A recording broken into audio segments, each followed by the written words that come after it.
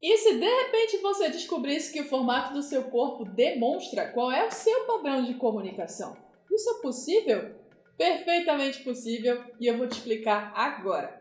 Mas antes da gente começar, deixa eu me apresentar. O meu nome é Nayara Falkowski, hoje sou mentora e estrategista de comunicação interpessoal e estou aqui para ajudar as pessoas a entenderem qual é o seu padrão único de se comunicar e a forma delas se relacionarem, tanto nos seus meios pessoais quanto profissionais, gerando diálogos saudáveis que abrem oportunidades de vida. E aqui, o que a gente vai usar é a abordagem dos traços de caráter, desenvolvida por William Reich, que foi também colaborador de Freud na época da descoberta da psicanálise, mas os estudos dele mostraram que não era só uma mente que estava dentro de um corpo, era uma mente que moldava o corpo para manifestar as suas necessidades. E é por isso que a gente tem aqui agora um formato de corpo que mostra o como que a gente pensa e, consequentemente, o como que a gente comunica. A descoberta de Reich foi aprimorada por Lowen através dos fluxos energéticos do nosso corpo pela ciência chamada bioenergética. E hoje a gente, pela essa abordagem neo-reichiana, podemos mostrar pelo formato do corpo que tipo de comunicação a pessoa tem, pelo padrão mental que ela também tem, ok? E a gente vai falar um pouquinho sobre isso. Mais tarde, em alguns outros vídeos, a gente vai aprofundar por aqui. O que você precisa entender? Que são 5 traços de caráter e trazem 5 características de comunicação e que você vai se manifestar de acordo com seus dia a dia, de acordo com seus relacionamentos, essas características sem sombra de dúvidas. É importante a gente salientar que os nomes aqui que vão ser dados não são patologias psicológicas. Tá? São os nomes que foram batizados por Reich e, de acordo com a ciência, com a metodologia criada por ele, são respeitados aqui nessa abordagem também, beleza? Então vamos falar rapidamente quais são esses traços e as manifestações da comunicação que eles têm, beleza? São 5 traços de caráter e cada um deles é formado no desenvolvimento da criança, no desenvolvimento infantil, de acordo com as situações que ela estava passando. E dependendo de como essa criança absorveu as coisas ao redor, os traços de caráter na gente têm mais manifestação ou menos manifestação. Mas todos nós temos os 5, porque todos nós passamos pelas 5 etapas desse desenvolvimento infantil, ok? Então vamos para os traços. Os nomes não são patologias, lembrando novamente. O primeiro traço a ser formado é formado na gestação, onde a criança só tinha o controle da cabeça. O restante do corpo sofriam espasmos. E se por qualquer motivo que tenha acontecido aqui fora, a mãe tenha tomado um susto, ou a gestação foi difícil, qualquer coisa do tipo, o útero congela, né? O útero fica duro, fica frio, e a criança se sente desconfortável lá dentro, ela registra a dor da rejeição. E, para lidar com isso, desenvolve características de criatividade, de inovação, de intelectualização das coisas ao redor. Então é um traço mais racional.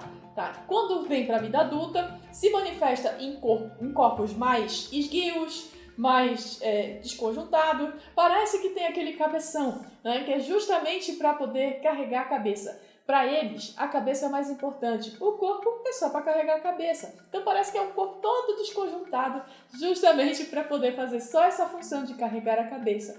A comunicação de quem tem esse traço mais evidente, esse traço que se manifesta mais tempo, é uma comunicação muito intelectualizada, é uma comunicação que está muitas vezes despersonalizada, com base em outras teorias para justificar a sua existência e um tanto quanto irônica e ácida. Se esse traço não estiver bem, a comunicação dele vai simplesmente não existir. Ele tende a ficar mais sozinho e nem interagir com as outras pessoas, voltando para o mundo da cabeça, como se estivesse voltando para o útero e não tendo contato com ninguém. Depois do traço do esquizoide, o traço a ser formado é o oral, que é formado ali no primeiro mês de vida, até mais ou menos o seu primeiro ano de vida, onde a criança está precisando de nutrição, tanto afetiva quanto alimentar. Antes vinha pelo cordão umbilical e agora ela não tem mais isso. E aí o que acontece? Para poder ter essas nutrições, a criança chora, ela chama por alguém para ficar no colo, para se sentir protegida. E se por qualquer motivo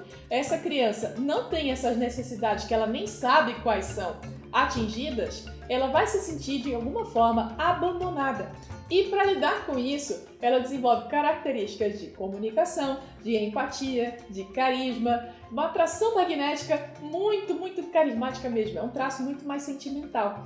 Quando cresce, o corpo se molda. Para poder se manifestar mais esse traço, se esse traço foi o que realmente sofreu mais impacto ali na infância, aqueles corpos que parecem um bebezão, gordinhos, mais arredondadinhos, mais fofinhos, mais cheinhos, esse é o traço oral. E também tem uma outra variação que é o oral da falda, que é um corpo mais sequinho, mas que dá mais dá essa sensação de que a gente precisa dar um abraço, que a gente precisa cuidar dessa pessoa. Parece que ela não dá conta sozinha da história. Tá? Quando no traço adulto, a comunicação dessa pessoa é simplesmente uma comunicação carismática. É uma comunicação que realmente você olha assim, parece que dá vontade de ficar ouvindo, parece que ela prende você pela palavra. Mas se não estiver bem, ela vai praticar o que a gente chama de verborragia, que é justamente para não deixar as pessoas saírem ao redor e ela não se sentir sozinha novamente. O terceiro traço a ser formado, ali na primeira infância, quando a criança começa a interagir mais com os adultos, é simplesmente o traço do psicopata. Lembrando, não é a patologia, é a nomenclatura original batizada por Reich, quando ele trouxe essa metodologia científica aqui pra gente, para fazer a facilidade das análises corporais. Na formação desse traço, a criança começa a perceber que tudo é uma moeda de troca. O que ela faz chama a atenção dos adultos. E muitas das vezes ela faz alguma coisa que os adultos pediram, e quando eles pediram e ela não faz, a criança é deixada de lado, então ela começa a se sentir manipulada. Essa é a dor desse traço do psicopata. É pela manipulação que ele começa a entender que ele precisa fazer algo para poder existir e desenvolve recursos de articulação, de persuasão, de liderança.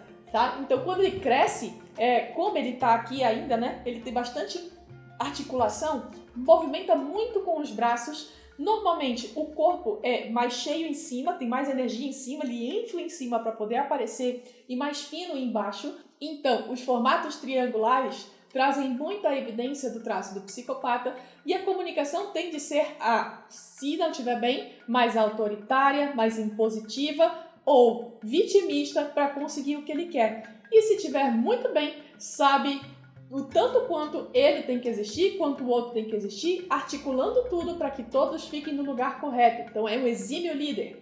E normalmente esse traço traz uma comunicação com bastante força, que é justamente para poder chamar a atenção. O quarto traço a ser formado é na época do desfraude, quando o sistema nervoso está chegando ali nos esfíncteres e a criança começa a entender que ela pode controlar o xixi e o cocô. Como aquilo é um aprendizado e os adultos já têm na cabeça qual é a regra, eles começam a pressionar a criança ou a tirar a criança do tempo que ela está, justamente para fazer as necessidades no banheiro. E a criança começa a se sentir muito pressionada, muito humilhada por isso. Então essa é a dor desse traço, esse é o momento em que a criança começa a fazer força e fazer tensão para segurar as coisas que tem dentro, porque agora ela está começando a controlar isso e muitas das vezes o que ela fala, porque nessa fase dos 3 aninhos de vida a criança já está começando a falar, ou o que ela faz pode estar errado e para não fazer besteira, para não falar coisa errada, ela trava. Então, os formatos de corpo mais quadrados têm uma evidência muito maior do masoquista, que é justamente o traço que tem uma sensibilidade muito grande, porque ele está sentindo tudo aquilo que está acontecendo, e tem a necessidade de suportar coisas pesadas, de suportar situações difíceis. E normalmente é o traço que mais tem medo do julgamento. Então, quando cresce, fica com essa sensação de que precisa fazer tudo nos mínimos detalhes. É um traço mais lento, vai trazer uma comunicação também muito mais lenta e também tende a travar com mais facilidade aquilo que precisa falar. Não consegue expor as suas ideias, é muito mais passivo. Se estiver bem, sim, na fase adulta ele começa a fazer comunicação extremamente estruturada, organizada, para falar tudo nos mínimos detalhes e não dar chance para que alguma coisa saia do lugar. E para a gente finalizar, o quinto traço a ser formado ali nos 4 anos, aos 5 anos de vida, terminando o processo da formação do nosso sistema nervoso central, em que chega ali nos órgãos genitais essa sensibilidade, a criança começa a perceber que ela tem muito mais energia. E é justamente nessa fase que ela começa a perceber que o mundo é feito em pares. Que papai tá com a mamãe, que titio tá com a titia e ela tá sozinha. Então ela começa a idealizar o primeiro amor da vida dela, que é justamente o papai se for a menina e a mamãe se for o menino. E é o traço rígido. Esse traço é moldado para competir, porque ela não quer sair, essa criança não quer sair perdendo de alguma forma. Quando cresce, traz pra gente aqueles corpos mais estruturados, mais esbeltos, corpos muito bem definidos, que você olha, parece uma beleza natural, parece que foi esculpido pela mão de Deus. É o corpo que é formado realmente para competir, para ser escolhido. E não tende a gostar do segundo lugar, muito pelo contrário, esse traço traz a necessidade de ser o primeiro lugar.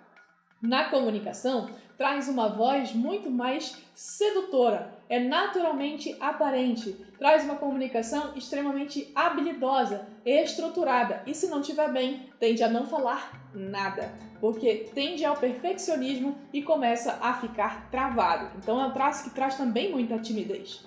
E isso vai fazendo com que a gente tenha que desenvolver. Se esse traço estiver super bem, serão os donos do palco e gostam muito do brilho.